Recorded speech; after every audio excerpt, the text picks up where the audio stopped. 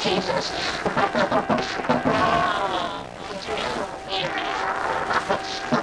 What's the way?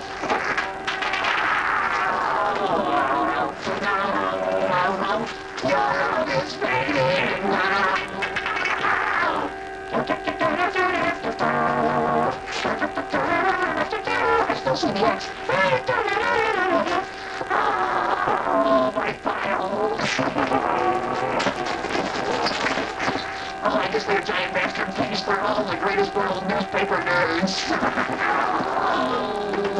My brother is wearing the other one. But it's dirty. Where'd you go put my time? They're coming to get me!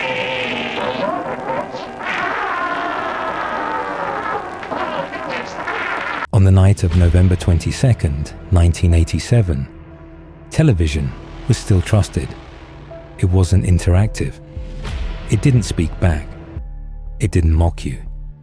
Television was a one-way mirror, controlled, predictable, and safe. That illusion would break in less than 30 seconds. It was a quiet Sunday evening in Chicago. Families were at home. Sports fans were watching highlights.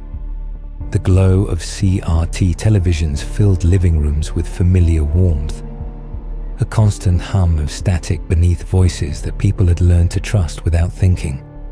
Then, without warning, the signal changed.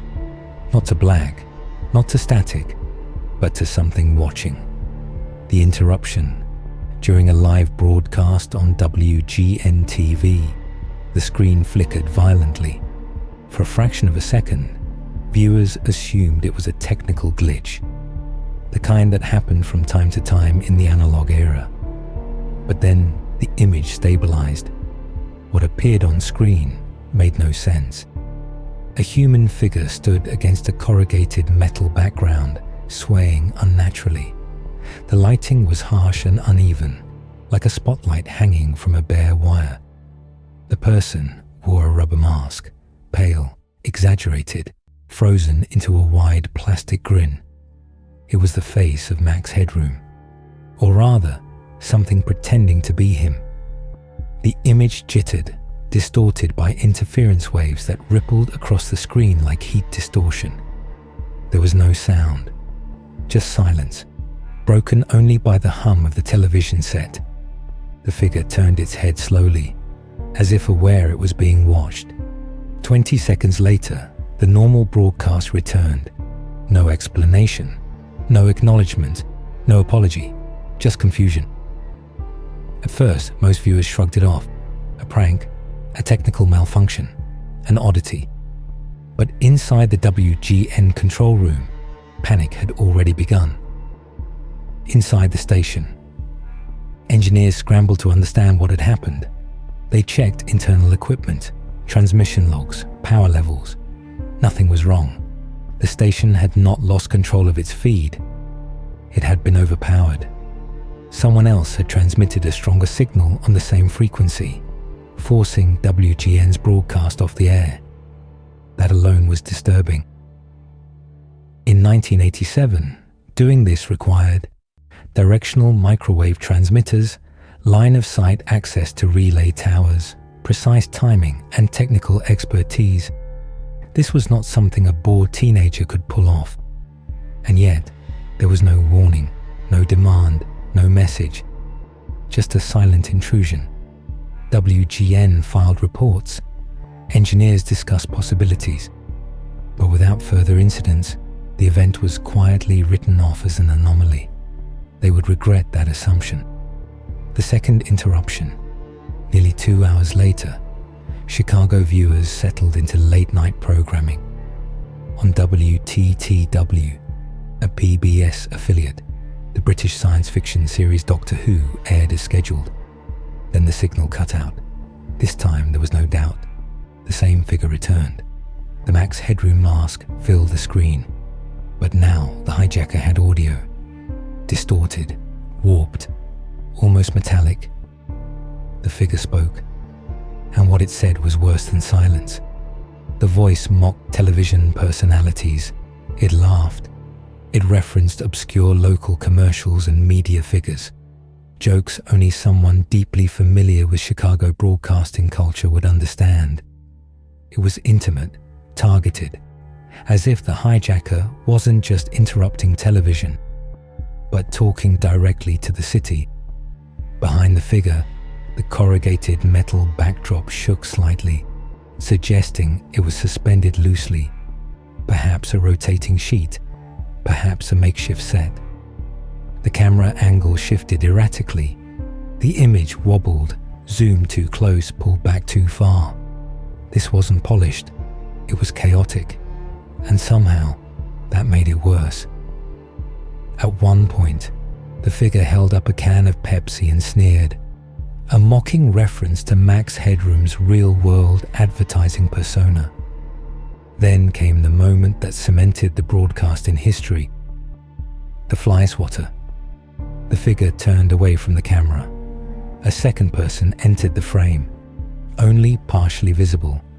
They raised a fly swatter and began striking the masked figure from behind. The act was bizarre, juvenile, violent in a way that felt deliberately uncomfortable. The hijacker screamed theatrically. Then the signal cut. Normal programming resumed, and across Chicago, thousands of viewers sat in stunned silence. Immediate aftermath. This time, the response was immediate. Phones rang off the hook. At WTTW, police were notified. The FCC launched an investigation. Broadcast engineers across the country reviewed the footage in disbelief. Because what had just happened wasn't just embarrassing. It was a security failure at the highest level. Someone had demonstrated, live, on air, that the American broadcast system could be hijacked, and they had done it twice. Why this was so difficult? To understand why this case terrified engineers, you have to understand analog television.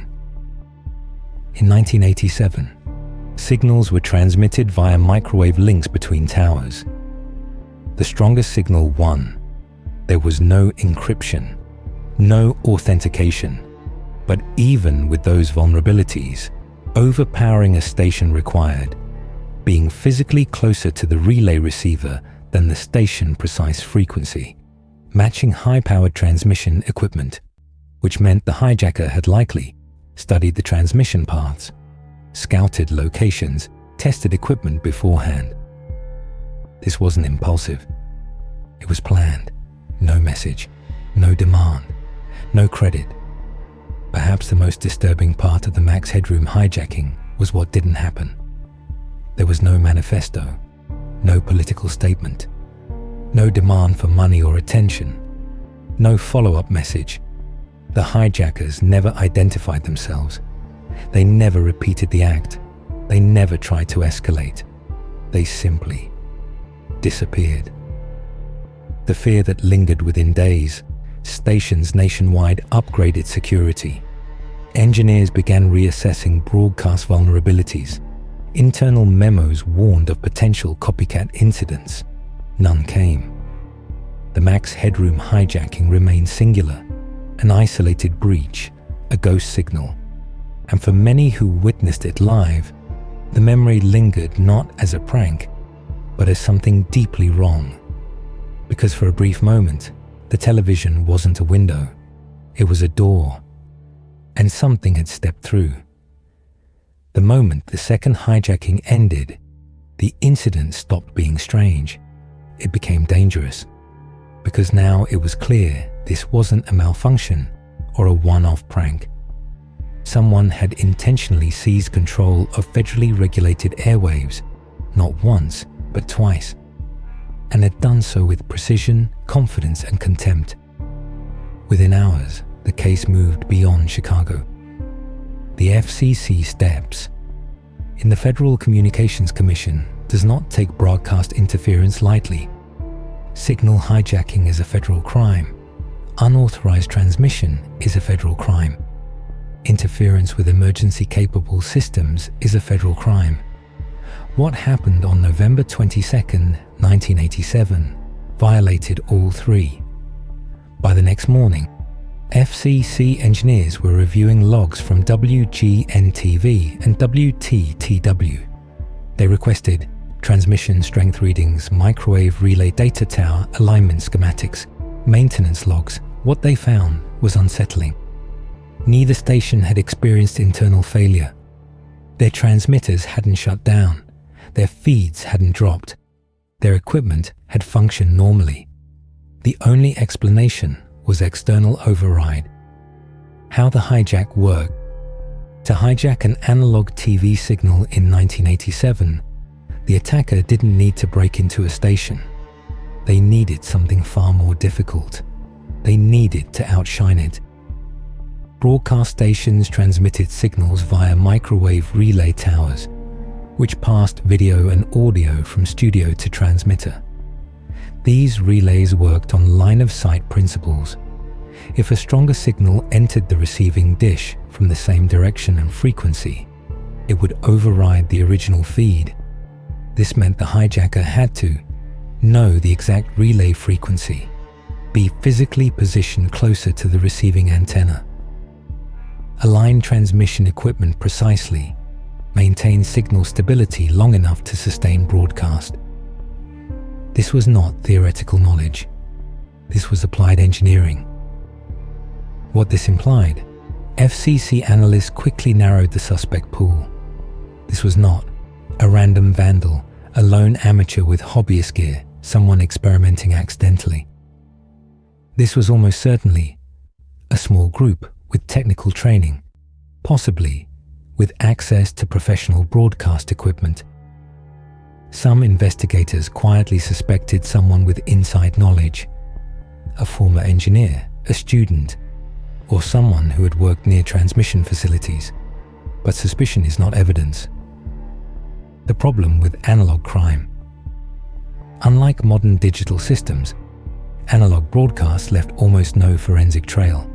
There were no IP addresses, no device fingerprints, no metadata, no encrypted logs. Once the signal ended, it was gone. The hijacker left behind only what had been recorded by stations and a handful of viewers with VCRs. That footage became the case, and it wasn't enough. The footage, re-examined investigators, watched the hijacked broadcast frame by frame. They analyzed camera wobble lighting, inconsistencies, audio distortion patterns, background movement. The goal was to reconstruct the environment where the hijack was filmed. They noticed the corrugated metal backdrop appeared suspended and rotating slightly. Lighting came from a single, harsh source. Audio distortion suggested low-quality microphones or deliberate filtering. The camera operator struggled to keep the subject centered. This suggested a makeshift studio, not a professional set. But the transmission itself was professional. That contradiction mattered. The people behind the mask. Despite the clownish tone, nothing about the hijack was impulsive. The jokes referenced Chicago TV personalities, local commercials, broadcasting rivalries, corporate advertising. This wasn't random satire. It was personal. Someone knew the system well enough to mock it accurately. Someone was angry, amused, or both. But they weren't careless. No identifying information was revealed. No accents were obvious. No landmarks visible. Even the Max Headroom mask served a purpose. It erased identity and replaced it with the distorted symbol of media itself. Why no one was caught? The FCC coordinated with local law enforcement, but jurisdictional limitations slowed progress. To catch the hijacker, investigators needed a physical transmission site, or witnesses, or someone to brag. None of those surfaced. By the time officials considered canvassing possible microwave transmission locations, the trail had already gone cold. Mobile transmission vehicles could have been used. Portable equipment could have been dismantled within minutes. Even if authorities had known where to look, they would have arrived too late. Theories begin to form. With no suspects, theories filled the void. Some believed the hijackers were disgruntled broadcast engineers, art students, staging performance art hackers ahead of their time. A coordinated group testing vulnerabilities. Others speculated about something darker. An intentional demonstration of systemic weakness, a warning that media control was an illusion. A psychological experiment designed to unsettle. None could be proven. And no one ever came forward. The silence after. Perhaps the most telling detail came in the weeks that followed. No copycats, no repeat hijacks, no escalation. The event existed as a singular breach, perfectly executed, then abandoned. That restraint baffled investigators. Criminals who succeed usually repeat their success. But whoever hijacked Chicago television didn't need repetition. They had already proven their point. A system exposed inside broadcasting circles, the Max Headroom hijacking became an unspoken lesson. Security protocols were quietly revised. Tower access was restricted. Signal monitoring improved.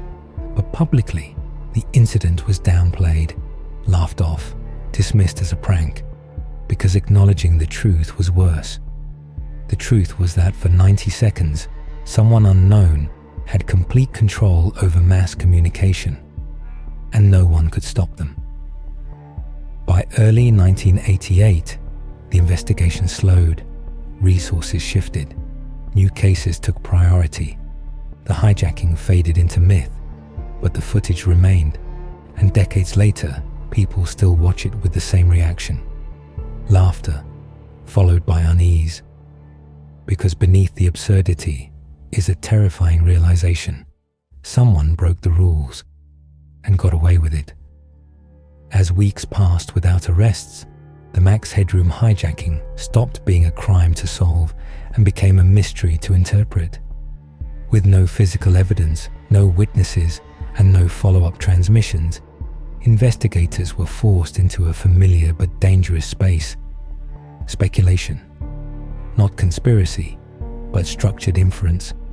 Who had the capability? Who had the motive? And most importantly, why never return? The technical profile. The first step was narrowing down who could even attempt this.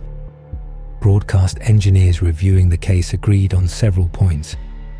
The hijacker was almost certainly technically trained, familiar with microwave relay systems, comfortable working under pressure, supported by at least one accomplice. This eliminated casual hobbyists. Ham radio operators lacked the necessary power. College students rarely had access to professional-grade transmitters.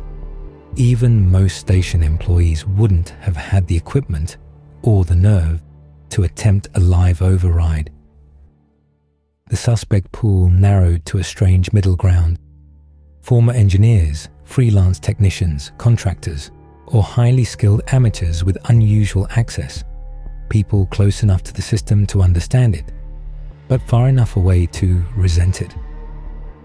The insider theory. One of the earliest theories proposed was also the most uncomfortable. What if the hijackers were insiders, not active employees, but former ones? Broadcasting in the 1980s was undergoing rapid change. Automation reduced staff. Corporate consolidation pushed out independent operators. Skilled technicians found themselves replaced by cheaper systems and younger hires. Some investigators speculated that the hijacking was a form of revenge, a demonstration that the system still depended on people it had discarded. The mocking tone supported this theory. The jokes weren't broad satire. They were precise, local, personal. But no disgruntled engineer ever surfaced. No anonymous confession. No leaked brag. If it was revenge, it was executed with extreme discipline. The performance art theory. Another theory emerged from the art world. Chicago in the late 1980s had a vibrant underground performance scene. Artists experimenting with media disruption, identity, and surveillance. Some believed the hijacking was a conceptual artwork, a critique of television culture, a parody of artificial personas, an attack on corporate media. The Max Headroom mask wasn't random. The character itself was a fake AI, a manufactured personality created by television. Hijacking the broadcast with a distorted imitation of a fake person created a loop of artificiality that some interpreted as intentional commentary. But this theory ran into a problem. Artists usually want recognition. Even anonymous ones leave breadcrumbs. The Max Headroom hijackers left nothing. The psychological angle. As the case aged, psychologists began to analyze the hijacking not as a message, but as a behavior. The act showed high-risk tolerance, confidence under pressure, no fear of consequences, no need for validation. This suggested something unsettling. The hijackers didn't want fame, they wanted control. For 90 seconds, they controlled what people saw, what people heard, what people felt, and then they let go. That kind of restraint is rare. It implies that the act itself, not the aftermath, was the reward. Why never do it again? This question haunted investigators more than any other. Most criminals escalate, they push boundaries, they test limits. But the Max Headroom hijackers didn't. Some theorized the equipment was destroyed afterward.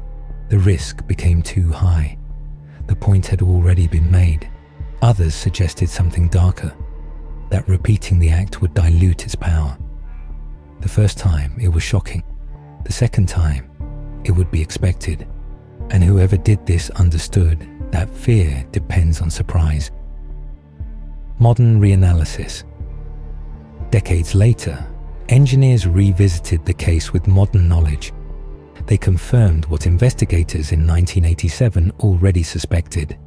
The hijacking required precision, timing had to be exact signal strength, had to be carefully balanced.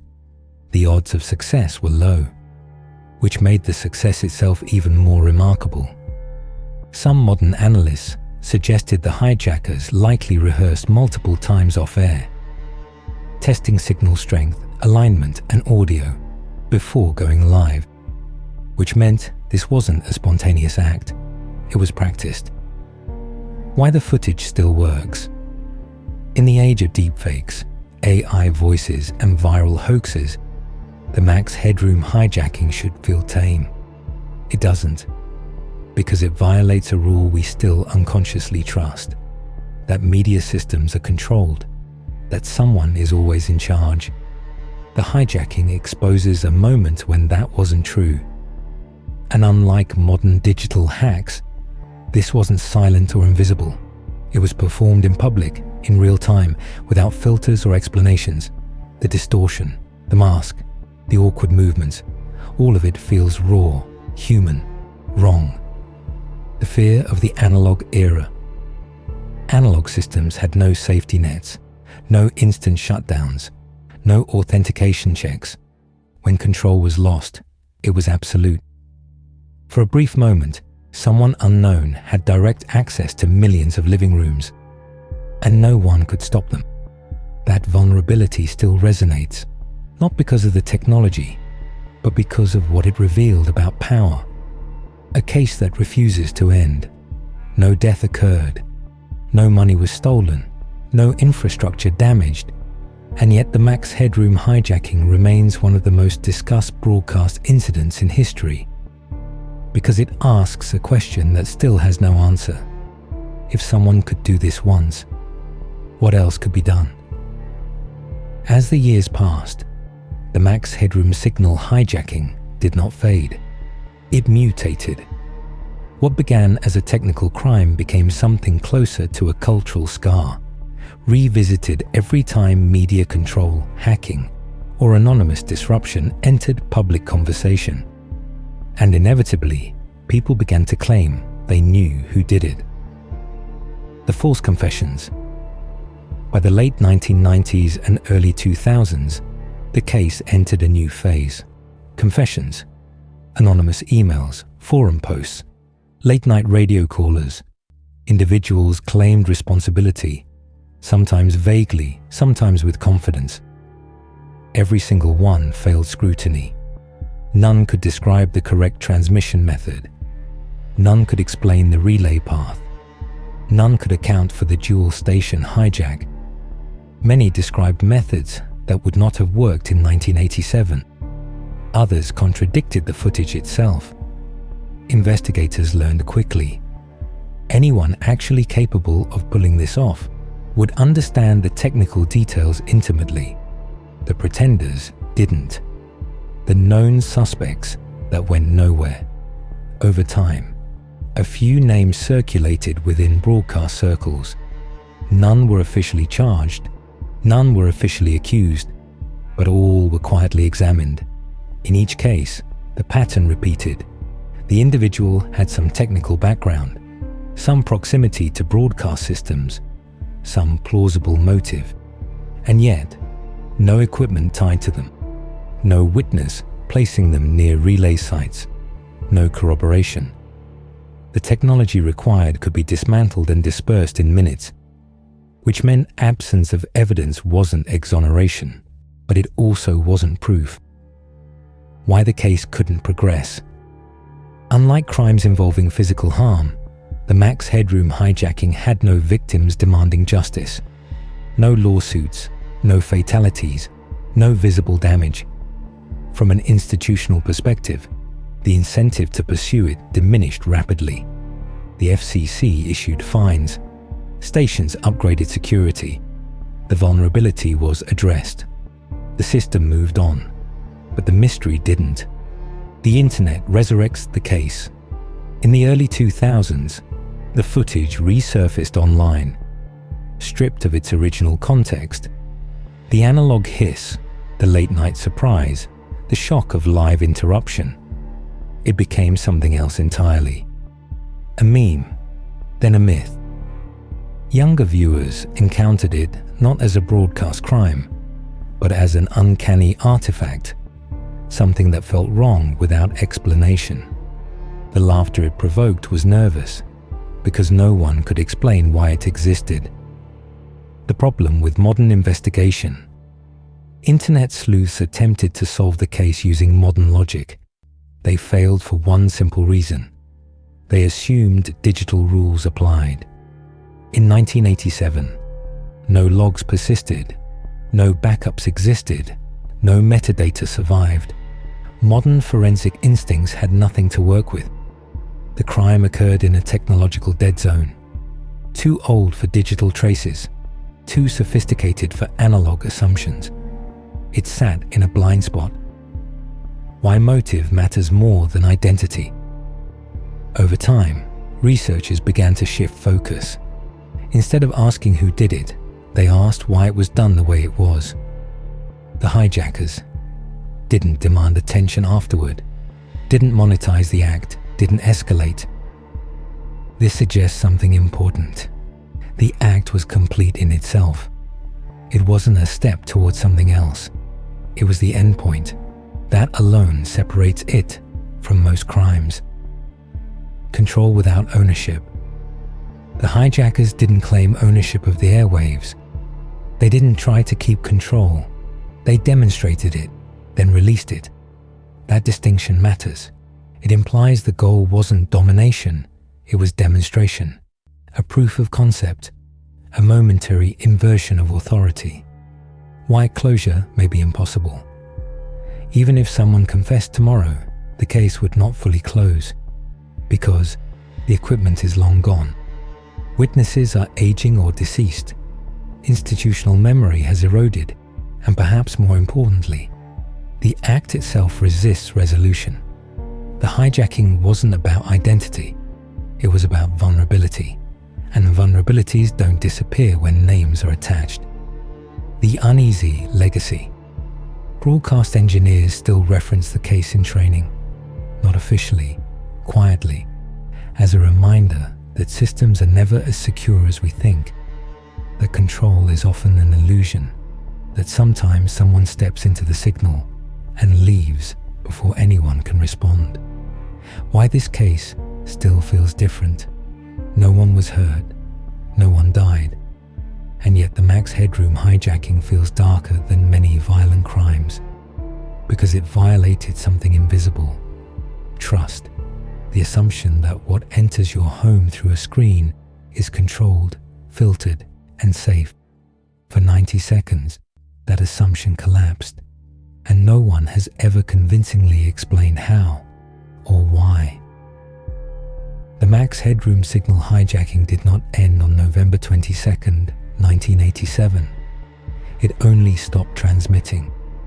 What followed was quieter, but far more enduring, because once a system has been shown to be vulnerable, it never fully recovers, even when the breach is patched, even when the culprit vanishes, even when decades pass.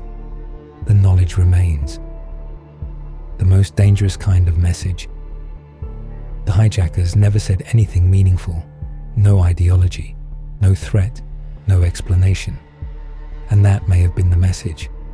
The broadcast didn't try to convince anyone of anything. It simply proved a point. Control is temporary. That idea is far more destabilizing than any manifesto. Why the silence mattered. Criminals usually want reaction. They want fear. They want chaos. They want recognition. The Max Headroom hijackers wanted none of those things. They didn't follow up with letters. They didn't taunt investigators. They didn't resurface under new identities. They left behind a vacuum. And humans are deeply uncomfortable with unanswered questions. Silence forces the audience to do the work, to speculate, to imagine, to fear. The psychology of interruption. There is something uniquely disturbing about interruption, not destruction, interruption. The hijackers didn't destroy the broadcast, they replaced it. They slipped into a trusted stream of information and distorted it just enough to feel wrong. This taps into a deep psychological instinct. We expect danger to announce itself. The hijacking didn't. It arrived wearing a familiar face. That's why it lingers. Why it feels worse now. In 1987, viewers were confused. In the modern era, viewers are unsettled. Because today, we understand what was being demonstrated. We live in a world where algorithms decide what we see. Deepfakes blur reality. Anonymous actors manipulate perception at scale. The Max Headroom hijacking feels like a primitive prototype of something much larger. A warning delivered before the language to describe it existed. Analog chaos. Digital consequences. The hijacking occurred in an analog world, but its implications are digital. It showed that authority can be impersonated, trust can be exploited.